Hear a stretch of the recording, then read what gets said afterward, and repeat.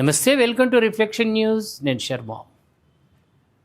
సనాతన భారతదేశంలో ఈ గడ్డ మీద, ఈ భారతదేశం గడ్డ మీద హిందువులే మెజార్టీ స్థానంలో ఉన్నటువంటి ఈ దేశంలో హిందువులు బొట్టు పెట్టుకుంటే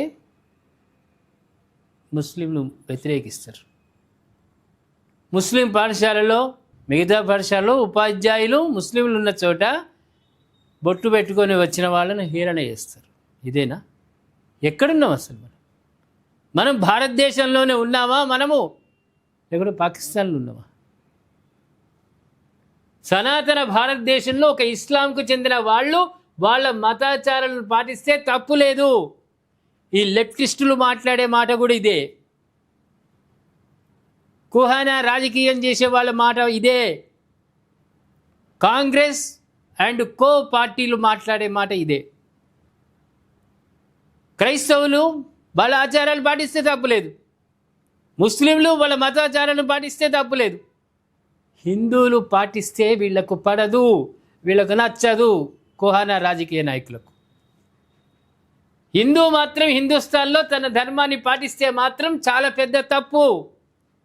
ఇలాంటి న్యూస్ చూస్తుంటే ప్రతిసారి మనకి ఏమనిపిస్తుంది?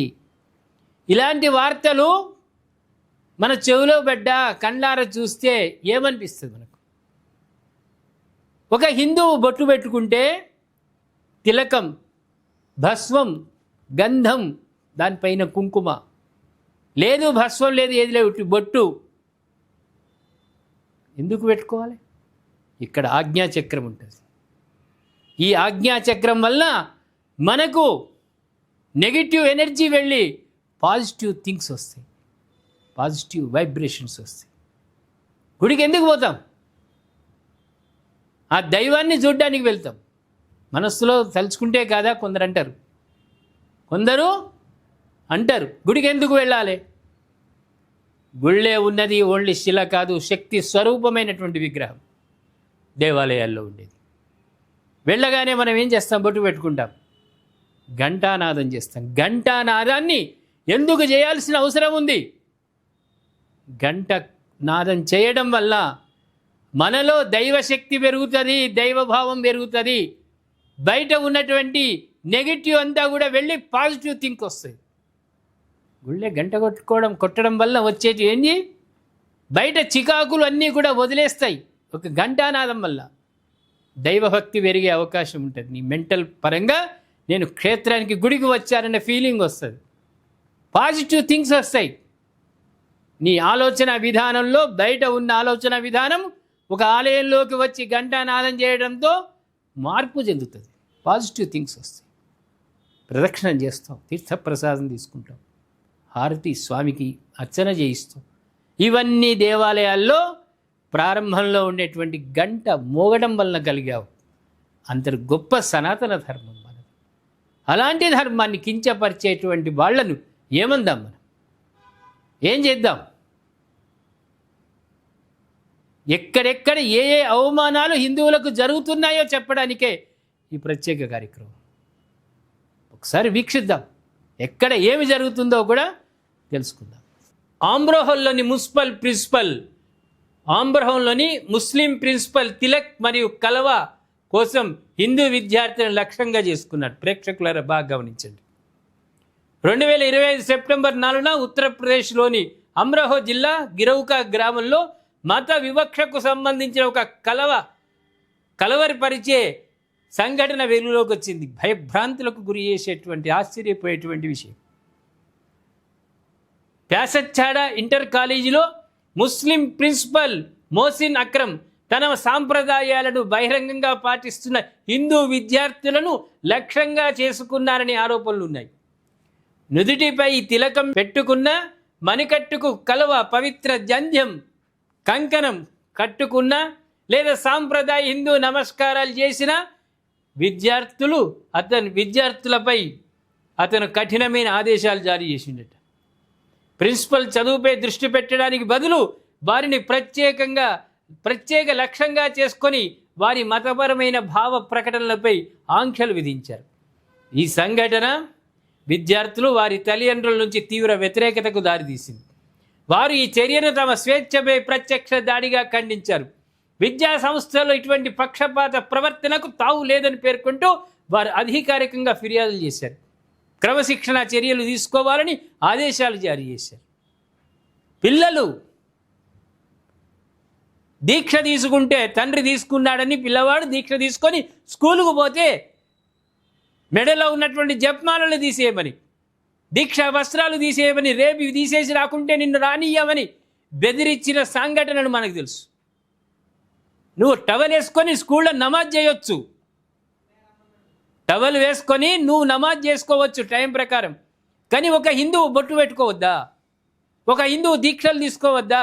ఒక హిందూ అబ్బాయి కంకణాలు కట్టుకోవద్దా? ఎక్కడున్నారు మీరు? మా హిందూ గడ్డపై ఉండి మా హిందువులను ఆంక్షలు పెడతారా? మా హిందువులకు ఆంక్షలు పెడతారా? మరొక సంఘటన, ఈ పెద్ద మనిషి కనిపిస్తున్నాడు. ఏం తప్పు చేసిండే ఈయన? ఏం పాపం చేసిండని తిలకము కాషాయ కండువా ధరించినందుకు హేళన చేసి కొట్టిన హిందూ వ్యక్తి చికిత్స పొందుతూ మృతి చెందాడు ఈ పెద్ద మనిషి. ఏం పాపం చేసిండు? బొట్టు పెట్టుకొని కాషాయ బట్టలు కట్టుకున్నందుక మీకు ద్రోహం చేసిండా? నా దేశంలో ఈ పవిత్ర గడ్డ పైన మేము ఏదైనా ధరిస్తాం, అది మా హక్కు. శివుడి దగ్గర ఉండే త్రిశూలం పట్టుకొని కూడా తిరుగుతారు స్వాములు. వాళ్ళని వద్దంటవారు, తిరగొద్దంటవా? మీరు మీ పండుగలప్పుడు ఇష్టారాజ్యం, మీ సాంప్రదాయాలకు మేము వ్యతిరేకంగా ఉన్నామా? ఎన్నడైనా అడ్డగించామా? ఒక్కసారి గ్రహించుండి, గుండెపై చేయి వేసుకొని ఒక్కసారి ఎక్కడున్నాము?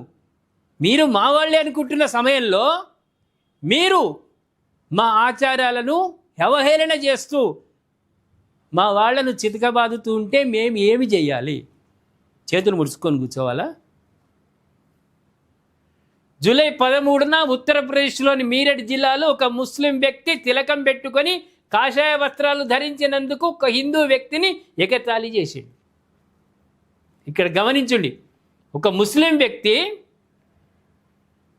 తిలకం పెట్టుకొని కాషాయ వస్త్రాలు ధరించిన ఒక హిందూ వ్యక్తిని ఎగతాళి చేసిండు. నిలదీయగా అతను హిందూ వ్యక్తిని కొట్టడంతో అతనికి తీవ్ర గాయాలు అయ్యాయి. అవును, నువ్వు ఆబ్జెక్షన్ చెప్పేసరికి అడిగేసరికి ఈయన నిలదీసిండు, నీకేమి హక్కు ఉన్నది అది ఇది అంటే కొట్టిండు. ఇదేనా? గాయపడిన వ్యక్తి గాయాల కారణంగా మరణించిండు ఈ పెద్ద మనిషి.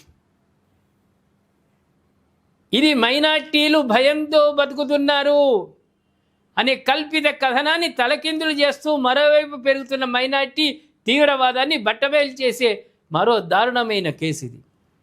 మృతుడైన కాంతి ప్రసాద్ మీరట్లోని అబ్దుల్లాపూర్ ప్రాంతంలోని మొహల్లా హండియా నివాసి. ప్రాంతీయ మీడియా నివేదికల ప్రకారం అతని వయస్సు సుమారు 60 సంవత్సరాలు. అనాస్ చేతిలో దెబ్బలు తిన్న తర్వాత భవన్పూర్ పోలీస్ స్టేషన్లో ప్రసాద్ స్వయంగా ఇచ్చిన వాంగ్మూలం ప్రకారం జూలై 13న ప్రసాద్ విద్యుత్ కార్యాలయం నుండి తన ఇంటికి తిరిగి వస్తుండగా అనాస్ అతన్ని ఆపాడు.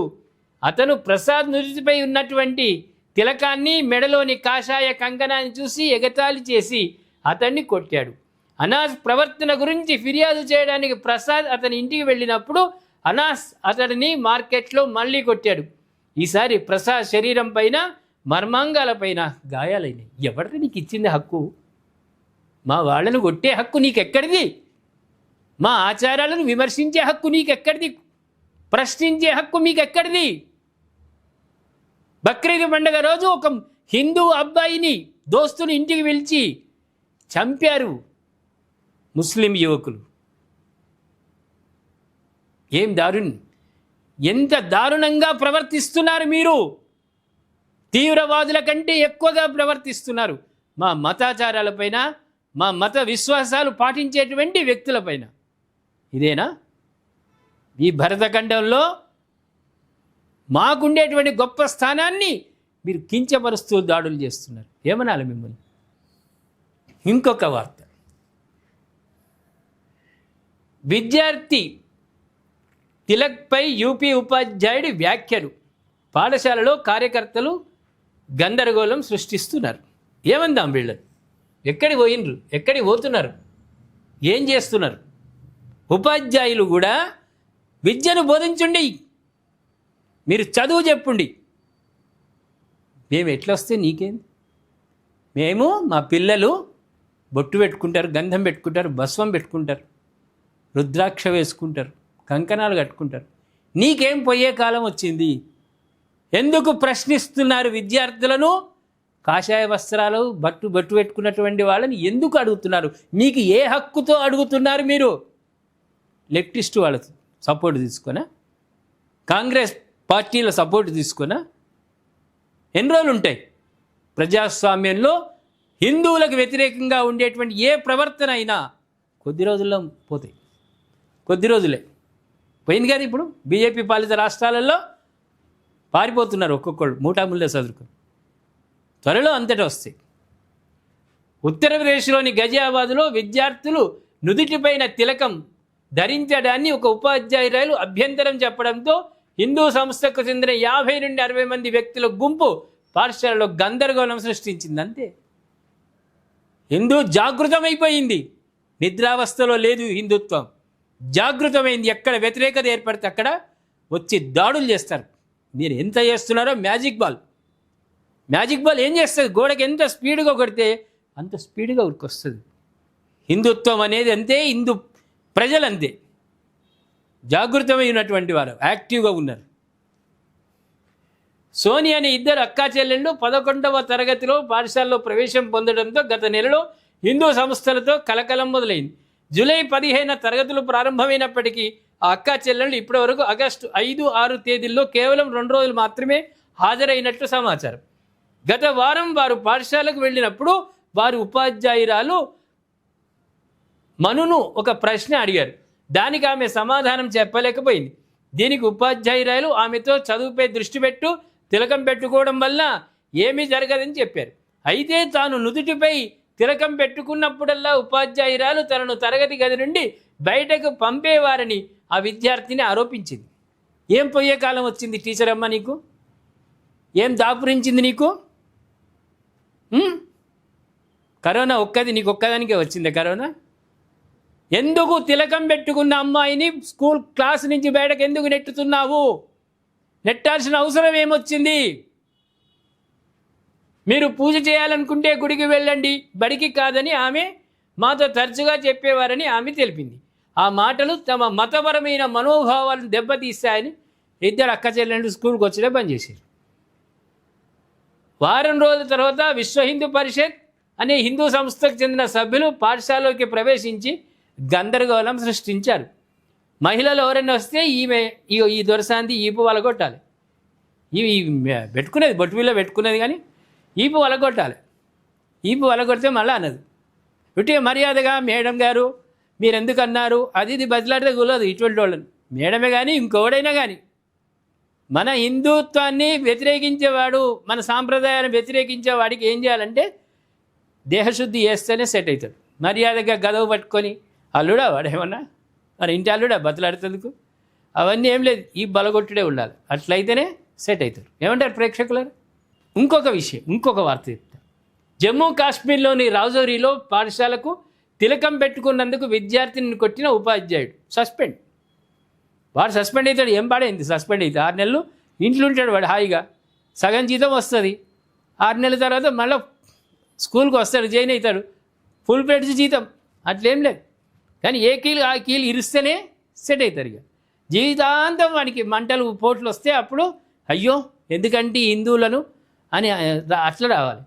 జమ్మూ కాశ్మీర్లోని రాజౌరి జిల్లాలో నుదుటిపై తిలకం పెట్టుకొని పాఠశాలకు వెళ్ళిన తమ కుమార్తెను ఒక ఉపాధ్యాయుడు కొట్టాడని ఒక హిందూ కుటుంబం ఆరోపించింది. నిసార్ అహ్మద్గా గుర్తించబడిన ఆ ఉపాధ్యాయుడిని రాజౌరి జిల్లా డిప్యూటీ కమిషనర్ ఆదేశాల మేరకు సస్పెండ్ చేశారు. ఇంట్లో కూర్చోపోరా నీకు చదువు అవసరం లేదని సస్పెండ్ చేశారు. డ్రామ్లోని కదూరియన్ పంచాయతీ మిడిల్ స్కూల్కు చెందిన 2 బాలికలను ఉపాధ్యాయుడు కొట్టినట్లు సోషల్ మీడియాలో వచ్చిన నివేదికలను తాము గమనించామని ఆ ఉత్తర్వులో డిఓ పేర్కొన్నాడు. ఏది ఏమైనా ప్రేక్షకులారా, మన సనాతన ధర్మాన్ని, మన హిందుత్వాన్ని, మన సాంప్రదాయాలను, మన అలంకరణలను ఎవడైనా దూషిస్తే, స్కూల్ విద్యార్థులనైనా సరే ఉపాధ్యాయుడు దూషిస్తే ఇమ్మీడియట్లీ చెప్పాలి, వాళ్లకు కావలసినటువంటి మర్యాదలు ఆ సమయంలో చేస్తేనే బతిలాడవలసిన అవసరం లేదు. వాడు క్వశ్చన్ వేసిండు, ప్రశ్నించిండు మన ఆచారాలను, వానికి కావలసిన రీతిలో తగిన మర్యాదలు చేయవలసిన బాధ్యత మన హిందువుల పైన ఉన్నది. ఎవరైనా సరే మన ఆచారాలను ప్రేక్షకులారా దయచేసి గమనించండి. మరొక్కసారి చెప్తున్నాను, మన ఆచారాలను, మన సాంప్రదాయాలను, మన దేవాలయాలను కలుషితం చేస్తామంటే, అపవిత్రం చేస్తామంటే, లేకుంటే మన అలంకరణను విమర్శిస్తామంటే, ఎవడైనా విమర్శిస్తే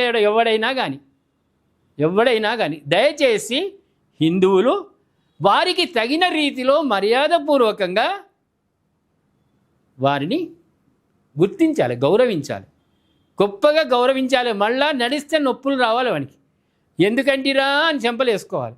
ఆ విధమైనటువంటి గౌరవం వాడికి ఇచ్చినప్పుడు మళ్ళీ వాడు మన తెరువు రాడు. కానీ మర్యాదగా అల్లుళ్ళలాగా గదవ పట్టుకొని ఎందుకన్నావు, ఏమిటన్నావు, మళ్ళీ అనుకో అని అంటే వాడు మళ్ళీ అంటాడు. కాబట్టి మనం సాంప్రదాయబద్ధంగా వారిని గౌరవించుదాం. కీలు నొప్పులు వచ్చేటట్టు సత్కారం, సన్మానం చేయాలని నేను మనసారా ప్రేక్షకులను, హిందువులను కోరుతున్నా. ఈ వార్తా పరంపరలో మనపై, మన హిందువులపై జరుగుతున్నటువంటి దాడులపైన దయచేసి మీరు కామెంట్ రూపంలో తెలియజేయండి. రిఫ్లెక్షన్ను సబ్స్క్రైబ్ చేసుకోండి, షేర్ చేయండి, లక్షలాది మందికి షేర్ చేయండి, అందరినీ సబ్స్క్రైబ్ చేసుకోమని.